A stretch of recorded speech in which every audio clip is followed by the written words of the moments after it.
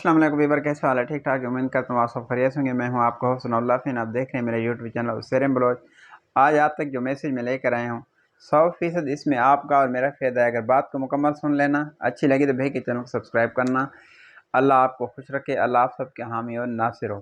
اچھا، ہر بندہ کہتا ہے کہ میں دنیا میں رہتے ہوئے کامیاب ہو جاؤں، عزت والا ہو جاؤں، سب کچھ میرے پاس ہو، لیکن یہ تب ہوگا جب ہم اللہ تعالیٰ کو راضی کریں گے۔ اللہ تعالیٰ نے مجھے اور آپ کو اس دنیا میں مختصر وقت کے لیے بھیجا ہے۔ یہ ایک امتحان گاہ ہے۔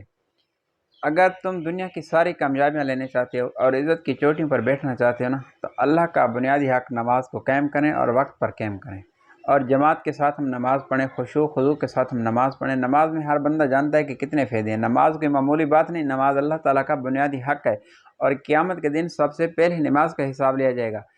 نماز میں غفلت بھی نہیں کرنی۔ اہتمام کے ساتھ اگر نماز پڑھیں تو دنیا کی ساری خوشیاں میں اور آپ سمیٹ سکتے ہیں۔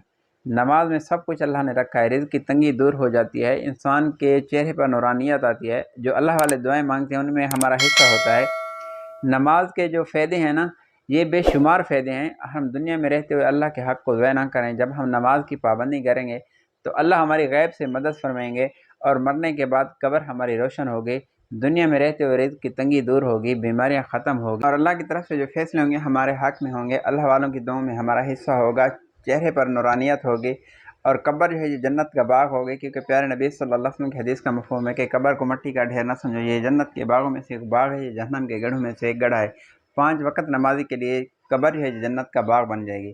اور سب سے جو خاص بات ہے نا، یہ نماز آپ کو سیدھا جنت تک لے جائے گی اور اللہ کا دیدار کرائے گی۔ ویڈیو اچھی لگی تو بھائی کے چینل کو سبسکرائب کرنا۔ اگلے ویڈیو تک اجازت، اللہ حافظ۔